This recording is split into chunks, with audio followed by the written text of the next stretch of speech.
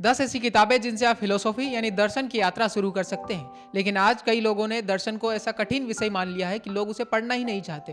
लेकिन आज हम कुछ ऐसी किताबों की बात करेंगे जिनसे अगर आप शुरुआत करते हैं तो आप फिलोसॉफी की दुनिया से बाहर नहीं निकल पाएंगे। आप जीवन को बिना इंटरेस्ट के, बिना समझ के, बिना जागरूकता के अपनी परंपराओं के अनुसार जीना चाहते हैं तो फिलोसॉफी कभी मत पढ़िए, क्योंकि फिलोसॉफी आपको सोचना और सवाल करना सिखाती है, जिससे आप विद्रोही टाइप के आदमी बन जाते हैं। कई फिलोसोफर जैसे जियोनार्डो को अपनी फिलोसॉफी के कारण जिंदा जला दिया गया, वहीं सुकरात को जहर दे दिया गया। कहा जाता है कि ओशो को भी अपने विचारों के कारण थीलियम नाम का धीमा जहर दिया गया था, जिसके बारे में आप विस्तार से इस वीडियो में जान सकते हैं। इसलिए अगर आप अपने विचारों से विद्रोह करना चाहते हैं, आपको मृत्यु से डर नहीं लगता, तो वीडियो आपके लिए है। अगर इन सब में आपकी रुचि नहीं है, आप अपनी परंपराओं के अनुसार जीना चाहते हैं, तो वीडियो यहीं छोड़ दीजिए। फिलोसॉफी को समझने के लिए आपको फिलोसॉफी को अलग अलग हिस्सों में समझना होगा। जैसे आमतौर पर पश्चिम और भारतीय दर्शन को समझा जाता है।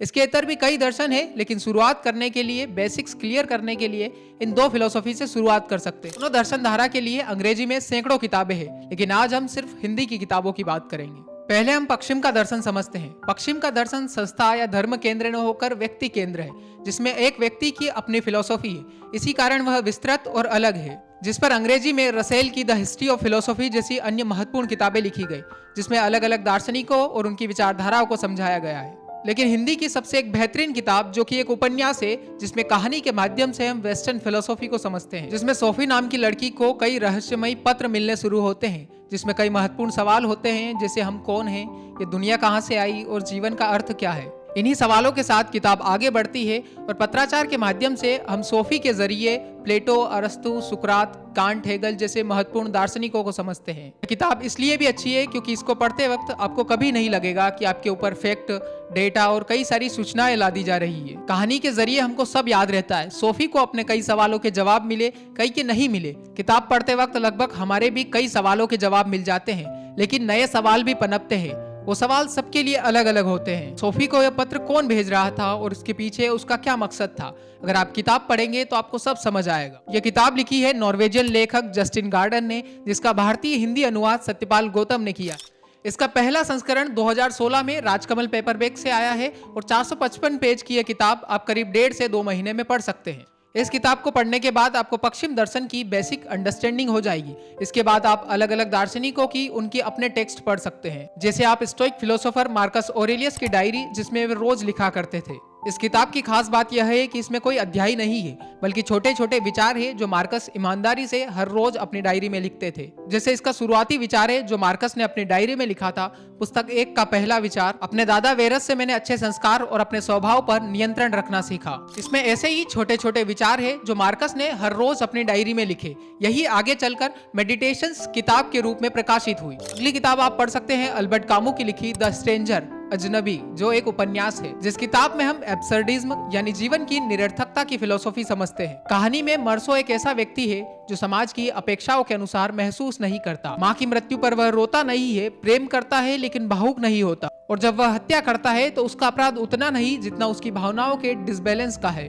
अंत में समाज के झूठे अर्थों के खिलाफ मर्सो बिना डरे मृत्यु स्वीकार करता है। और आज भी हमारे समाज में कई लोग अपने विचारों के अनुसार चलना तो चाहते हैं, लेकिन समाज उन्हें कुचल देता है। समाज उन्हें मृत्यु नहीं देता, लेकिन उनके विचारों को मारकर वो हर रोज मरते हैं। अगर आपको भी लगता है कि जीवन का कोई अर्थ नहीं है, तो इस किताब को जरूर पढ़ना चाहिए। इसी कड़ी में अगली एक ऐसी किताब है जिसे प्रधानमंत्री समेत सभी नेता पढ़ते होंगे, या अगर नहीं पढ़ते हैं तो कम से कम उस किताब की विचारधारा तो फॉलो करते हैं। यह किताब एक तरह से तानाशाह बनाने की किताब है। इस किताब में लेखक बताते हैं कि सत्ता में टिकने के लिए शासक को अच्छा दिखना जरूरी है, अच्छा होना जरूरी नहीं। प्रेम से बेहतर डर है, यानी जनता को डरा कर रखो।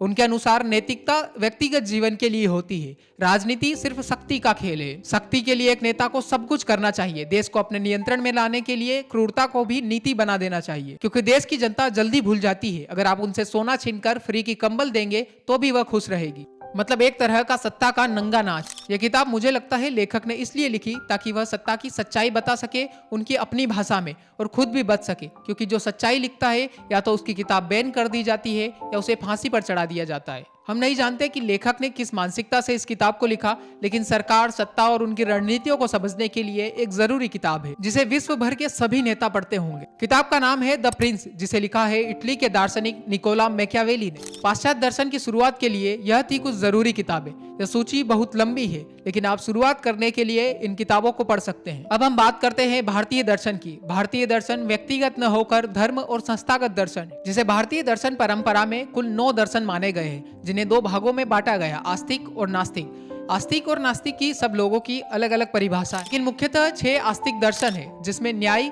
वैशेषिक, सांख्य, योग पतंजलि का, मीमांसा, वेदांत जिसे उत्तर मीमांसा कहते हैं, ये आते हैं।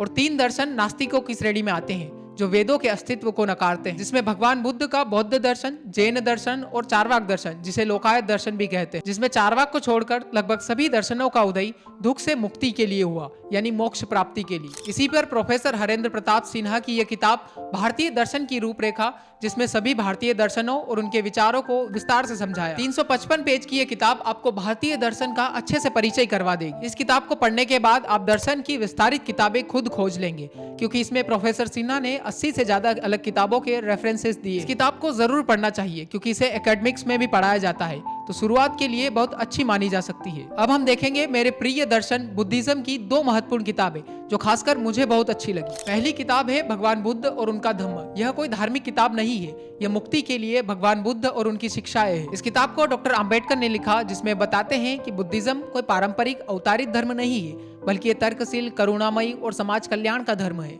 यह धम्म ईश्वर केंद्रित नहीं होकर मनुष्य केंद्रित है, जिसमें धम्म के मूल सिद्धांत प्रज्ञा, करुणा और समता की बात की गई है। यह किताब एक तरह से बौद्ध धर्म की पुनर्व्याख्या है, और यह खास इसलिए भी बन जाती है क्योंकि इसे डॉक्टर अंबेडकर ने लिखा है। मेरे पास यह किताब सम्यक प्रकाशन से है, जो कि 528 पेज की हार्ड कवर है। इसे धार्मिक किताब मानकर न पढ़े, न ही ये किताब पूजने के लिए। ये किताब पढ़ने, समझने और भगवान बुद्ध के विचारों पर चलने के लिए। अगली किताब मात्र 100 पेज की है, लेकिन इसका संदेश बड़े बड़े ग्रंथों से और उनके विचारों से कहीं ज्यादा साफ और बड़ा है। हरमन हेस का यह उपन्यास ब्राह्मण पुत्र सिद्धार्थ के बचपन से शुरू होता है। सिद्धार्थ और उसका मित्र बचपन में ही ज्ञान, तपस्या और मोक्ष प्राप्ति के लिए अपना घर त्याग देते हैं। इस यात्रा में एक बार दोनों की मुलाकात भगवान बुद्ध से होती है। दोनों उनके विचारों से प्रभावित होते हैं। गोविंदा बुद्ध के अनुयायी बन जाते हैं, लेकिन सिद्धार्थ बुद्ध के अनुयायी न बनकर खुद सत्य के मार्ग पर निकलते हैं। समय की दौड़ में सिद्धार्थ एक स्त्री कमला से प्रेम कर बैठते हैं और भोग विलास, धन प्राप्ति में खुद को लिप्त कर लेते हैं। जिंदगी का लंबा पड़ाव गुजरने के बाद सिद्धार्थ को याद आता है कि उन्होंने अपना घर क्यों छोड़ा था। तब वह सब कुछ छोड़ देते हैं फिर से और वासुदेव से मिलते हैं। वह नाविक बनते हैं, शांति सीखते हैं और अंत में कमला से भी मुलाकात होती है। तब तक कमला बुद्ध की अनुयायी बन चुकी थी। इस उपन्यास को एक बार जरूर पढ़ना चाहिए, क्योंकि कहानी के साथ इसकी लिखावट और शब्द शैली भी बहुत ही सुंदर है। इसी लिखावट और शब्द शैली के कारण मैंने खुद इसे 2 बार पढ़ा है। मेरे पास ये उपन्यास ज्ञानवाणी प्रकाशन से है, जो कि मात्र 200 रुपए का है। यह थी भारतीय और पश्चिम दर्शन की कुछ शुरुआती किताबें, जिनसे पढ़कर आप शुरुआत कर सकते हैं। इसके आगे एक लंबी यात्रा होगी।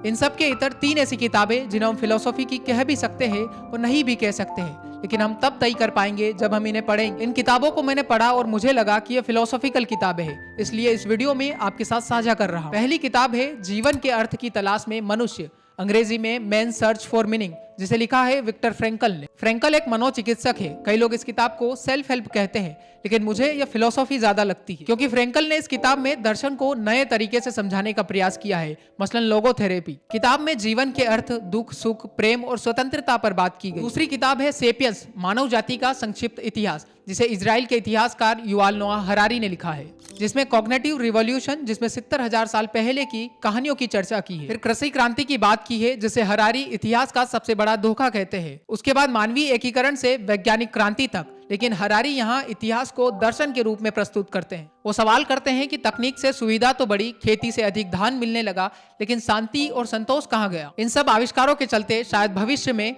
हम यानी होमो सेपियंस ही ना रहेंगे, मतलब हम अपने पैर पर आविष्कार नामक कुल्हाड़ी मार रहे हैं। अगली और आखिरी किताब है the courage to be disliked, जो कि अल्फ्रेड एडलर की साइकोलॉजी पर आधारित है। यह भी सोफी का संसार की तरह एक दार्शनिक और एक युवा के बीच का संवाद है, जिसमें दुख के बारे में बताया है कि सारे दुख रिश्तों के कारण पैदा होते हैं। हमारी चिंता इससे बढ़ती है कि दूसरे हमारे बारे में क्या सोचते हैं। इसमें अतीत के बारे में बात की है, टास्क सेपरेशन समझाया है, मतलब हमें अपने नियम तय करने होंगे, हम दूसरों की भलाई में अपने काम न छोड़े। इसी तरह इस किताब को स्वतंत्रता, जीवन के अर्थ पर मनोवैज्ञानिक तरीके से लिखा गया। इन 10 किताबों को पढ़ने के बाद आप दर्शन की शुरुआत कर चुके होंगे। उसके बाद आपको अलग अलग दर्शन और उनके व्यक्तियों के बारे में उनके अपने टेक्स्ट पढ़ने होंगे। लेकिन अगर आप दर्शन को विस्तार से नहीं समझना चाहते हैं तो इन 10 किताबों से आपकी बेसिक समझ बन जाएगी। और अगर आप सभी दार्शनिकों के विचारों को समझना चाहते हैं तो इस चैनल को सब्सक्राइब कीजिए, क्योंकि हमने शॉर्ट वीडियो के माध्यम से सभी दार्शनिकों के विचारों को समझाने का प्रयास किया है। सबसे शुरुआती दार्शनिक थेल्स से लेकर अब तक के सभी दार्शनिकों को समझाया है, और आगे भी इसी तरह हर दार्शनिक पर